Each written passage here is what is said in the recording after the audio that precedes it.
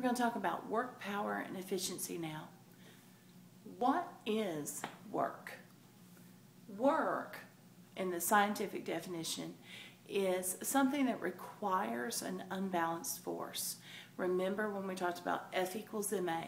An unbalanced force is when the forces that act in pairs on an object, one of those forces is greater than the other. And the other thing that must be true is that there must be a change in position that results from that force. So the change in position needs to be in the same direction as the force. For example, if I lift up on something and it doesn't budge, but then somebody else comes along and kicks it out and it slides along, my upward force had nothing to do with its horizontal motion. I could sit there and pull on whatever it was all day, and until I caused a change in position on that object, I have done no work. Now, so the formula for work then is force times distance. You have to have both. You have to have this unbalanced force, and you have to have a distance that is a result of the force. Remember, force is measured in newtons and distance is measured in meters, so work then is a newton meter. Now, we derive that unit from the formula, but we also have another unit that newton meter is equal to.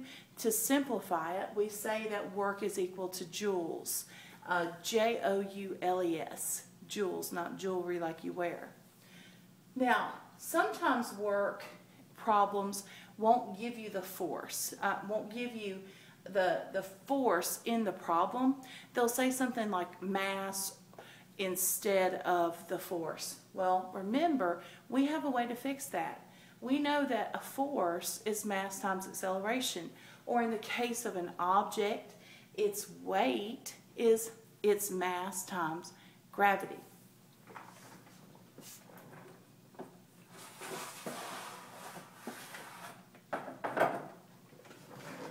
Alright, so let's look at an example of work. The question here says, how much work is needed to lift a 5-kilogram backpack to a shelf 1 meter above the floor? We're going to use our same system that we always do with our word problems. First, we're going to identify what we know. I know that I have a 5-kilogram backpack, and I know that the shelf is 1 meter off the floor. Step 2 is to label what I know. I know that kilograms measures mass, and I know that meters measures distance. My third step is to check the units. Well, by checking the units, I see that I have kilograms.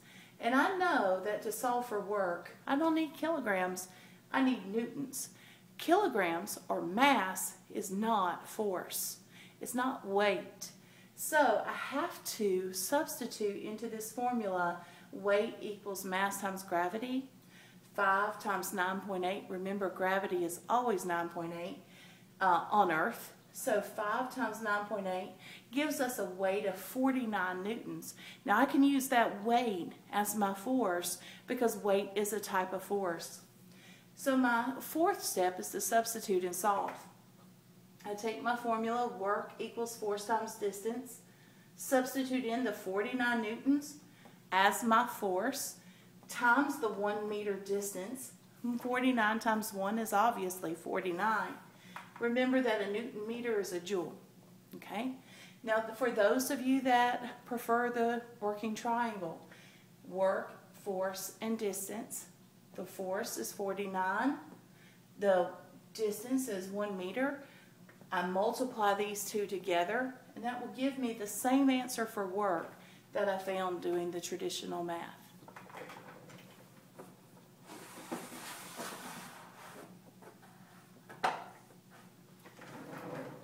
All right, that was work. What's power? Well, power measures the rate at which work is done.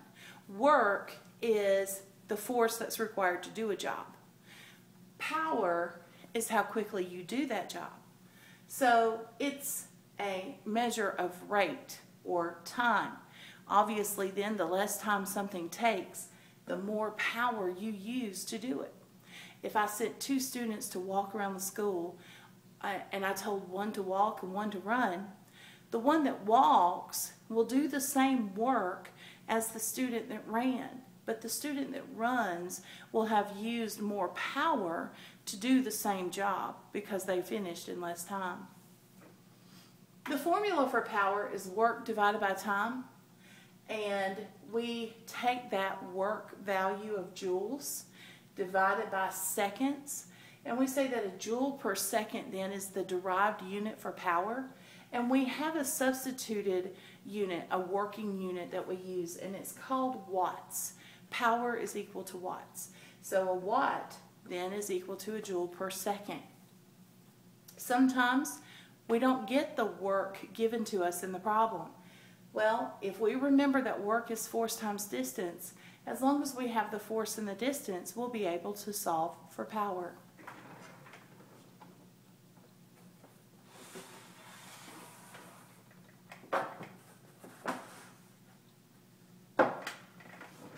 All right, so let's look at a power example. What power is required to lift a 25 Newton book up a distance of 2 meters in 3 seconds? My first step is to identify my knowns. I know that I have 25 newtons, I know that I lifted it 2 meters, and I know it took 3 seconds. What are my knowns? Well, newtons is a force, seconds is time, and meters is distance. Check my units. When I look, I don't see any joules, and I know I need joules in order to find power. Well, I know force times distance is a joule, so I use my work formula to find that value. 25 times 2 is 50, so work for this problem is 50 joules. Now I'm ready to substitute and solve. So I go to my formula, work divided by time.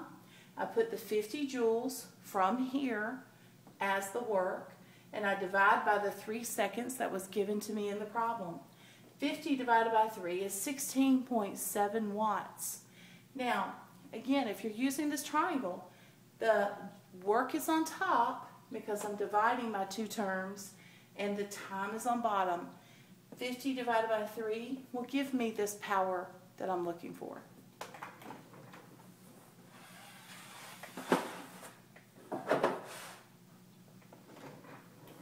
That brings us to our last term that we need to define. What is efficiency? Efficiency compares the amount of work going into a machine with the amount of work coming out.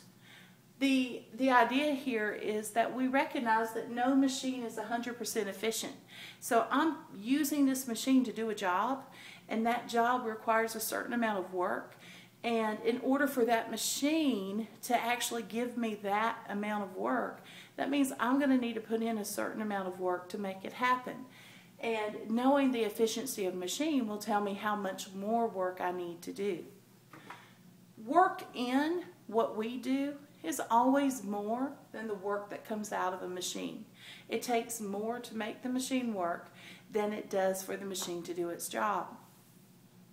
So the formula for efficiency then is work out divided by work in times 100. Now, whatever answer you get here will be a percentage.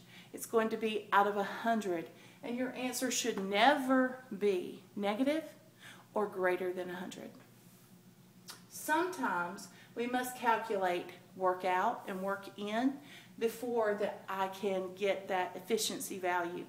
So we can substitute the work formula, force times distance, for both of these, and we get photo divided by PD. It almost sounds like you're speaking a different language, but that's force out times distance out divided by force in times distance in.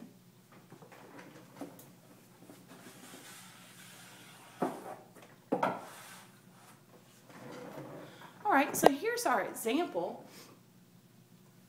A lot of words, but we can break it down. A force of 35 newtons is needed to push a box up a ramp. The box weighs 96 newtons. The ramp is 2.4 meters long and 0.60 meters high. Find the efficiency of the ramp. Breaking it down step by step is going to make this problem manageable for us. So let's identify our knowns.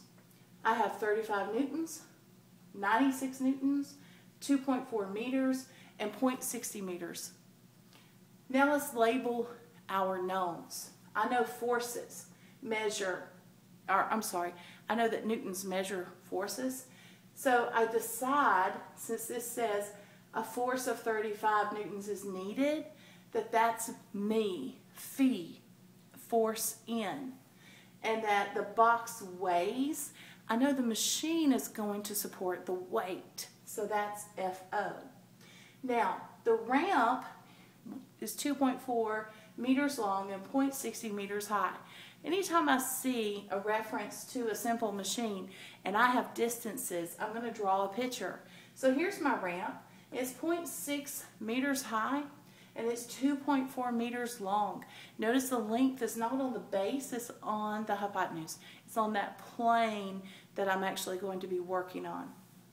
I drew a box and a picture of a person pushing that box. And I know that I'm pushing with 35 newtons. The box weighs 96 and I have the height and the length labeled. Now I'm ready to check my units. And all of my units match. I have newtons to newtons and I have meters to meters, so I'm in good shape as far as units are concerned. Now I need to substitute and solve.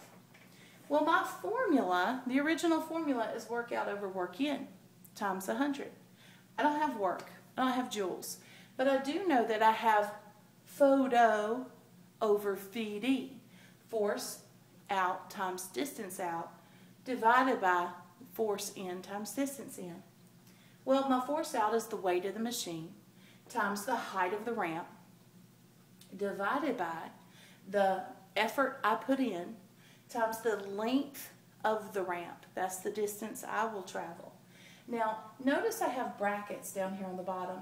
A common mistake for students when they're doing these problems, because there's a multiplication in the denominator, you have a tendency to put 96 times 0.60 in your calculator divided by 35, and then you hit times 2.4.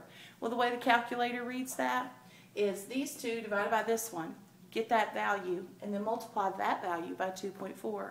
You have to put parentheses around that multiplication that you're doing at the bottom in order for your calculator to understand that the 2.4 is on the bottom of that fraction. So you would type in 96 times 0.6 divided by parentheses 35 times 2.4, close your parentheses. Then you would do times 100. The answer that you get is not going to have a unit. You're going to put a percent value.